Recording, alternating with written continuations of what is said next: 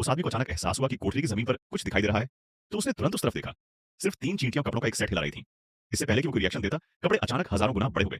Confuse आदमी कुछ पलों के लिए हक्का-बक्का रह गया। जमीन पर चींटियों की पोजीशन वही थी जब काउंटडाउन शुरू हुई थी। लग रहा था वो कुछ कहना चाह रही हैं। यूजिन भी उसी रास्ते पर चलने वाला था। आदमी ने फौरन सब कुछ समझ लिया।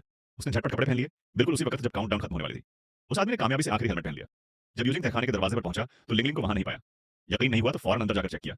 बिल्कुल अनजान इस बात से कि वो आदमी अब चींटी के साइज का बन चुका है और उसके पैरों के नीचे पागलों की तरह दौड़ रहा है। फिर अचानक दरवाजे से एक स्लिंगशॉट निकली, मगर यांग ने चांगे की मौत की तैयारी करते हुए तुरंत छलांग लगा दी। तभी एक बहुत बड़ी चींटी उसके सामने आ गई। ये सीन देखकर उसका पेशाब निकल गया। शुक्र है कि ये चींटियां बहुत उसूलों वाली थीं। वो कभी किसी सुरक्षित शरीर को नुकसान नहीं पहुंचाती। तभी उसके सिर के ऊपर एक जोरदार गड़गड़ाहट हुई। एक चींटी का हेलीकॉप्टर उसके सामने आ गया। आदमी समझ गया कि ये चींटियां खुद को बचाने आई हैं, इसलिए वो बिना हिचकिचाए उनकी पीठ पर चढ़ गया। उस आदमी के भागने से जेल में हड़कंप मच गया। उसी वक्त सब उसका पीछा करने लगे और उस आदमी ने उस मौके का फायदा उठाकर एक एम्बुलेंस पकड़ ली। लेकिन अचानक एक मोटरसाइकिल ने स्पीड पकड़ ली और गैस के जोर से वो सीधा बस में जा गिरा।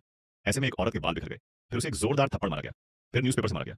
इसके पहले कि वो सांस ले पाता, उसे खिड़की से बाहर फेंक दिया गया। अंदर से निकलने वाली गर्म हवा ने उसे 100 मीटर ऊपर उड़ा दिया। फिर न्यूज़पेपर से मारा गया। इसके पहले कि वो सांस ले पाता, उसे खिड़की से बाहर फेंक दिया गया। अंदर से निकलने वाली गर्म हवा ने उसे 100 मीटर ऊपर उड़ा दिया। 2-3 उतार चढ़ाव के बाद वो बर्फ में चक्कर खाते हुए गिरा। आखिर में उसकी नजरें सीधे नीचे जमीन पर लग गईं।